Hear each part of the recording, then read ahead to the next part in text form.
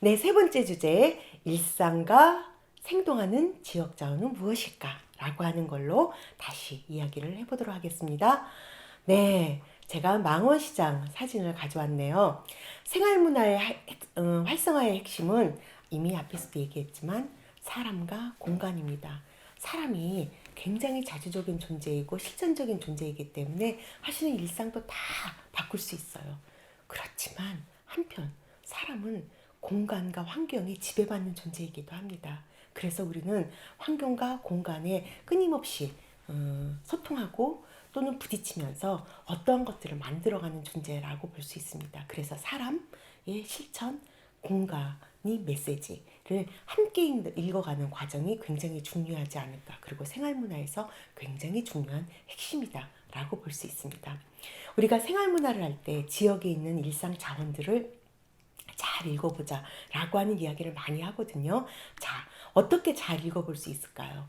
정책은 서울 시민의 문화적 삶을 위해서 생활문화 활성화를 강조하면서 삶을 활성화하기 위해서 지역자원을 활용하는 방법을 생각해 보세요. 그런 식의 방식으로 또 지원도 하고 계속 권장을 하고 있습니다. 근데 지역자원은 뭘 말하는 걸까요?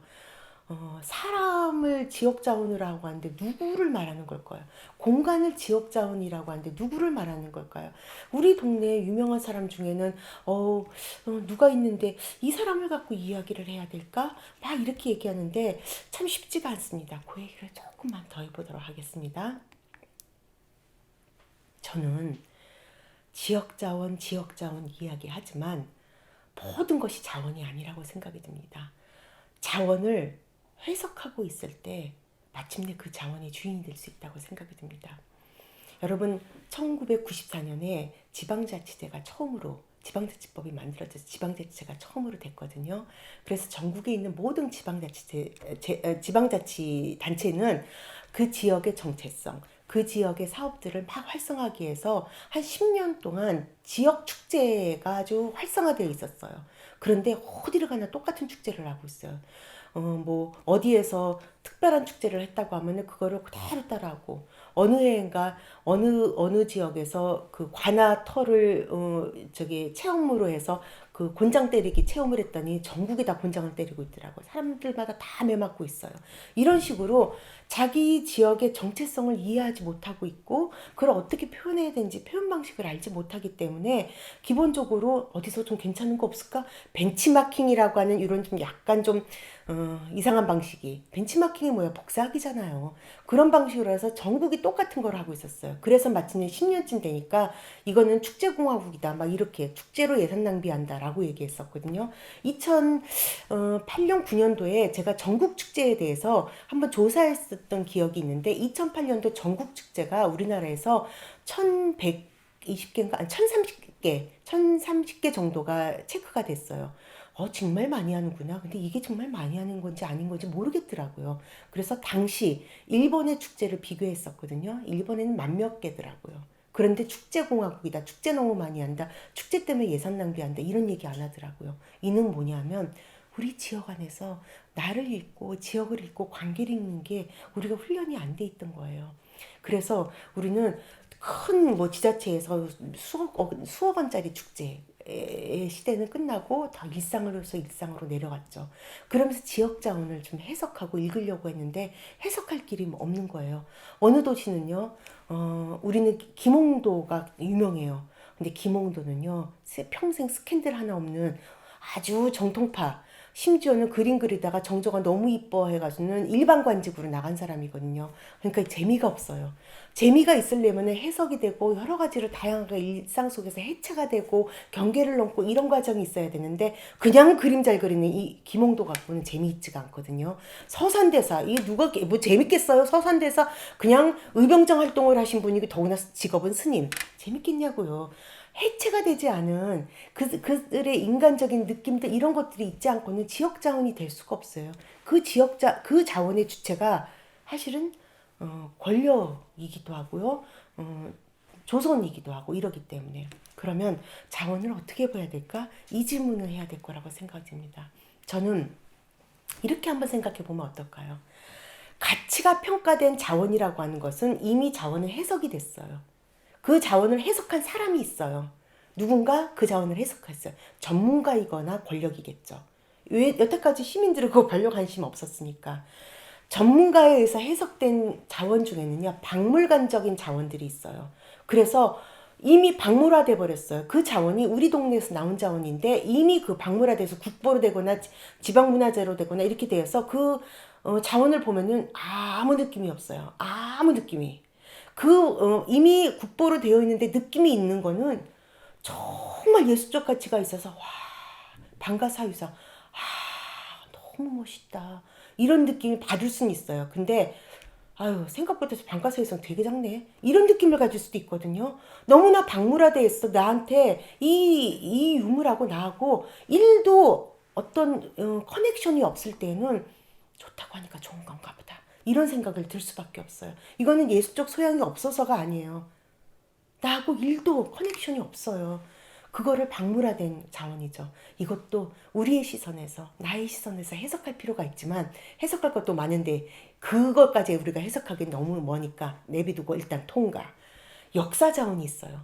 분명히 역사적 자원인데요. 그 부분에 대해서 이미 해석이 다 돼버려 있어요. 신사임당 생각해보니까 신사임당은 엄청 기가 세고요. 이 남녀 평등된 분이에요. 이분이 현모양처가 아니라 남편 알기를 살짝 우습게 앓으셨어요. 그리고 심지어 아이들이 다 장성할 때까지 강릉 자기 집에서 살았어요. 그 시댁에서 살지도 않은 분이에요. 그러면 이분은 다르게 해석해야 되는데 라고 싶지만 이미 해석된 뭐가 있어요. 근데 오케이, 그 해석된 거 오케이 넘어가요. 이미 누군가에 의해서 어떤 가치를 갖고 있는 사람에 의해서 해석되어 있어요. 그렇다고 한다면은 일단 그렇게 해석된 걸로 일단 패스. 해석하려면 한참 걸리니까. 이미 그거를 경계를 넘어서 새롭게 해석하려면 너무 에너지가 많이 들리니까 일단 패스. 예술 자원 중에서 또 너무 훌륭한 예술 자원인데요. 이게 누군가에서 이미 다 읽혀져 있으면요. 이거는 해석하기 뭐예요? 힘들어요. 소그림을 보고요. 이중섭의 소그림을 보고 아이씨 낙서 같은데 무슨 이렇게 얘기하기 어렵잖아요. 이미 다 유명한 사람들이 해석을 해버렸으니까요. 이거 갖고 이미 해석된 거 갖고 우리가 싸움을 하지 말자. 패스. 여기까지는 다 넘어가자고요. 근데 같이 평가되지 않은 것들이 굉장히 많아요. 일상의 것들이 대부분 그렇죠. 가치 평가 이전의 자원들을 찾아보자는 거죠. 기억 자원들, 장소 자원들, 사람들의 기억 속에 있는데요. 전문가들이 권력을 갖고 있는 사람들이 중요하게 생각하지 않아. 근데 사실은 중요해요. 이런 것들을 찾아보자는 거죠. 일상에 널려 있어요. 장소 자원들, 사람들이 해석하지 않아요. 근데 널려 있어요. 개발 자원들, 개발돼서 이미 뭐가 만들어졌어. 아직 해석되어 있진 않아요. 근데 굳이 해석될 필요가 없죠. 우리 사람들하고의 커넥션 속에서 이후에 해석될 거니까 이건 내비두고요. 우리가 주로 해야 되는 것은 우리의 삶 속에 사람들의 기억 속에 있는 기억 자원들, 사람들의 장소 속에 있는 장소 자원들, 이런 것들을 해석할 필요가 있죠. 사람들한테 그 동네 사람들하고 인터뷰를 하다 보면 사람들이 기가 막히게 기억하고 있는 어떤 게 있어요. 그 문방구. 그 동네에 초등학교를 나온 아이들은 그 문방구에 말라 비틀어진 그 만두. 옛날에는 야끼만두라고 불렀죠. 군만두. 그걸 기억해요. 군만두 안에 사실 안에 속이 너무 없어요. 근데 그 군만두가 너무 맛있어요. 그런 기억 자원들. 이거 기억해서 뭐예요? 중요하지 않아요. 그런 기억들을 통해서 사람들이 같이 수다 떠고 놀고 막 만들어보자. 어떻게 그거 만들었냐라고 하면은 무슨 소스들이 나오는 거죠. 그거를 읽어내는 게 바로 기획자잖아요. 다시 읽어내는 과정은 두 번째고 그런 기억 자원들을 소환하는 거, 장소 자원들을 소환하는 거가 필요하죠. 할아버지 할머니들이 꼭 기억하는 어떤 나무들이 있어요. 오래된 나무들. 그 나무들을 뵈면 사람들이요 큰일 나는지 아는 나무들이 있고 동네마다요 그게 100년 된 나무든 200년 된 나무든 그런 나무들이 있어요. 의외로 이렇게 다니다 보면 어머 이렇게 참 나무 멋지다 싶은데 찾길 속에 그냥 딱 철조망으로 갇혀진 나무들이 있거든요. 그 나무들이 사람들에게는 모두 다 기억하는 어떤 것들이 있어요. 그 나무에 그 은행잎이 떨어지면 어떤 기억들을 소환해낼 수 있는 그런 것들이 있거든요. 이런 것들이 우리가 기억을 소환해내고 해석해낼 때 새롭게 우리 삶 속에서 다시 가치 평가가 되고 자원이 될 수 있을 거라고 생각이 듭니다. 조금만 더 가보죠. 그런 것들을 만들어내는 어떤 사례를 잠깐만 이야기를 할게요. 이런 시선으로 좀 보자는 거죠. 제가 그림에 보면은 한 분은 여성분, 한 분은 남성분이 있습니다. 1970년대 뉴욕에 두 사람은 거의 라이벌이었어요. 이 남성분은요, 모리스라고 하는 사람인데 별명이 뉴욕시의 행정국장이라고 하는 별명을 갖고 있습니다. 별명이 행정국장이라고 하는 것은 행정국장이 아니라는 소리죠. 별명이에요. 실제로는 건설업자의 한마디로 말하면 약간 브로커 같은 거. 근데 미국에는 로비스트가 합법이잖아요. 로비스트였어요. 그래서 뉴욕시의 도시개발을 이 사람이 제안을 해서 뉴욕시가 실제로 정책으로 만드는 가장 강력하고 굉장히 훌륭한 정책을 만든다고 소문난 사람이고, 그래서 이 사람이 내놓은 정책은 거의 다 뉴욕시에서 수용을 했어요. 실제로 뉴욕은 전 세계에 있는 도시 중에서 가장 대표적인 도시예요. 이미 그때는 파리를 능가하는 도시였기 때문에 뉴욕시는 굉장히 중요한 모든 나라가 사례로 삼고 있는 도시였고, 뉴욕도 이미 만들어진 지 100년도 넘고 200년도 됐으니까 끊임없이 도시가 쇠퇴해지는 것을 어떻게 도시를 활성화시킬 것인가 과제를 갖고 있었어요. 당시 저 모리스는 맨해튼 한복판을 고가도로를 만들 계획을 세웠어요. 그리고 뭐라고 말할게요? 여기에서 이 고가도로만 타면 10분 안에 어디까지 갈 수 있고 어디까지 갈 수 있고 너무 생활이 편해지고 뉴욕시 얼마나 좋아지는데 뭐 이런 얘기를 했죠. 그래서 뉴욕시는 이거를 받아들이려고 했어요. 그때 제인 제이콥스라고 하는 저 여성분이 있었어요. 저분은 캐나다 태생이고요. 고등학교를 나왔고 타이피스트예요. 그런데 저분이 엄청 끈질긴 분이라서 30년 동안 타이피스트를 했어요. 뭐냐면 건축 잡지를 만드는 데에서 타이피스트를 했거든요.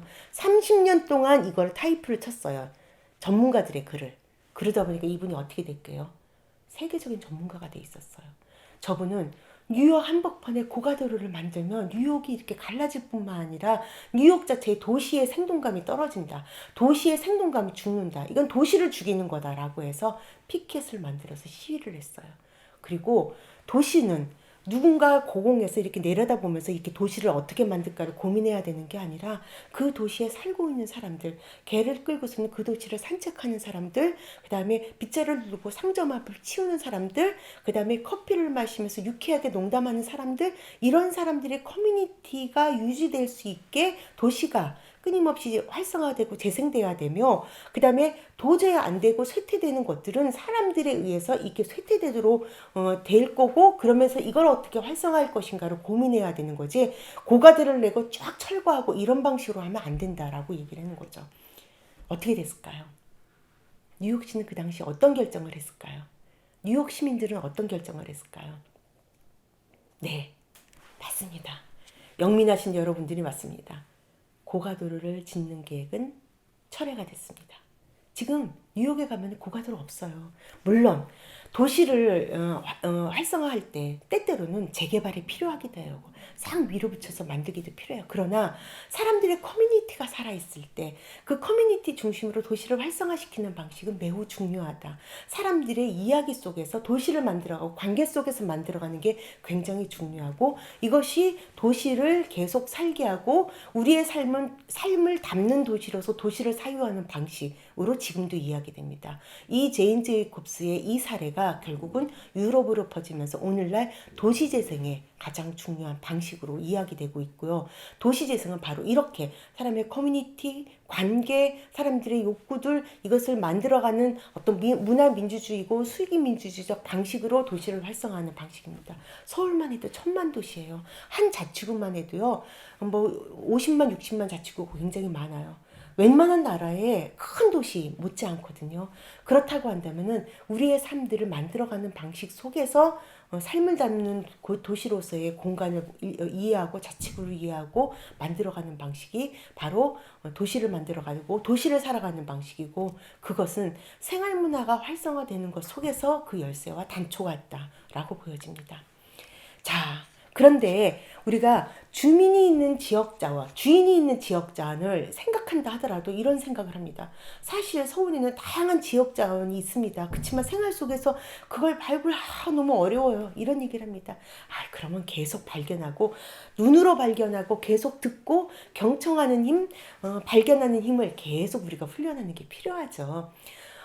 일상의 삶을 이렇게 토대의 미학으로 이렇게 드러내고 싶은데요. 그렇게 토대의 미학으로 드러내서 너무 이 마을이 힙해지고 좋아지면요. 젠트리피케이션이 생겨요. 어떡해요?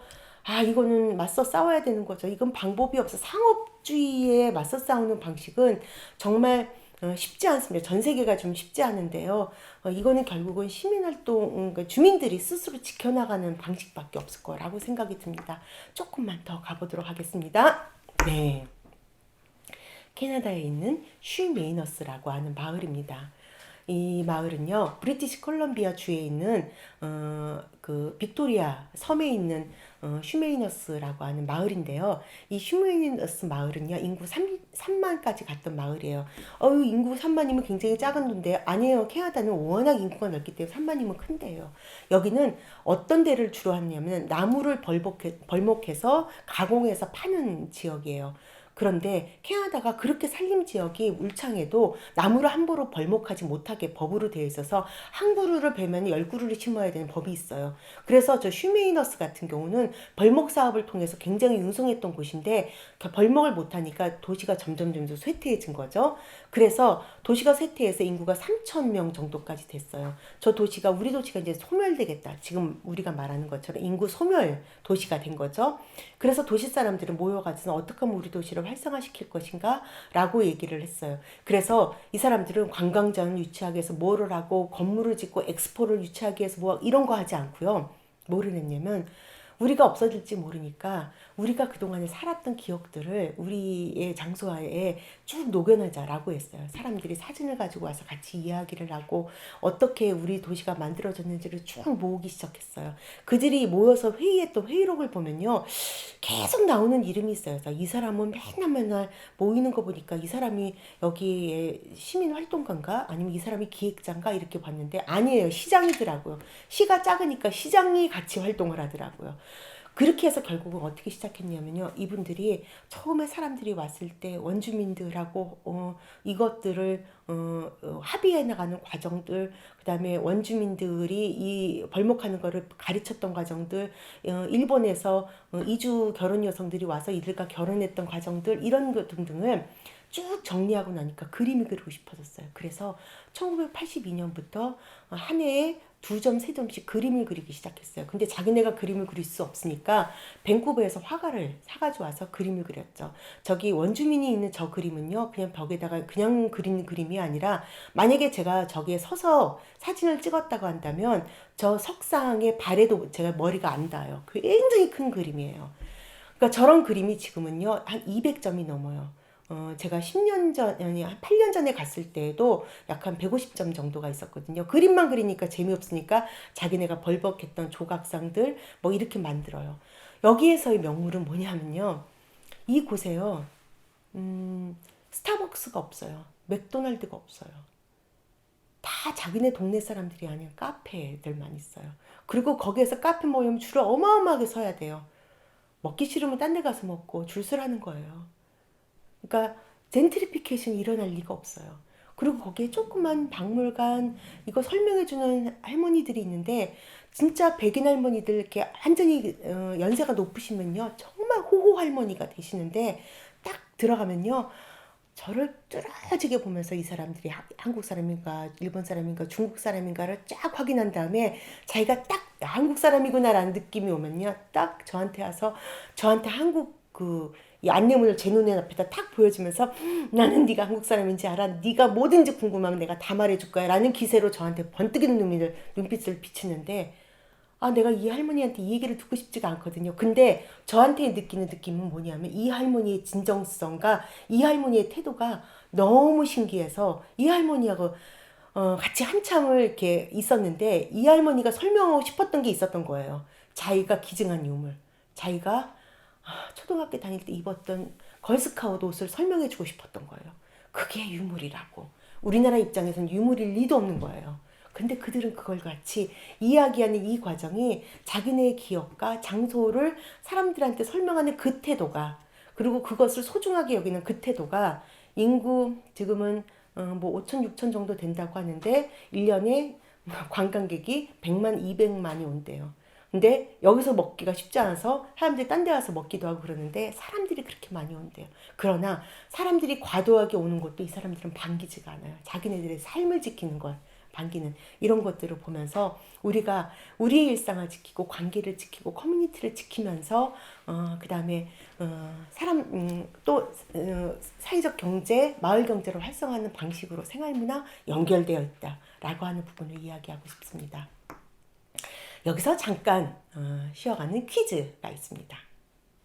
공간은 어떤 가치를 담고 있으며 땡땡은 공간의 가치를 재생산한다. 이 땡땡은 무엇일까요? 하나, 둘, 셋 생각해 보셨나요? 예, 제가 정답을 올릴게요. 짜잔! 사람. 아셨죠? 예, 사람은 공간의 가치를 재생산합니다. 그렇다고 합니다. 우리가 그런 존재입니다. 우리가 우리의 삶을 만들 수도 있고 재생산할 수도 있고 함께 누릴 수도 있고 나눌 수도 있다라고 하는 존재, 그게 생활문화가 믿는 중요한 믿음입니다. 예, 여기까지입니다.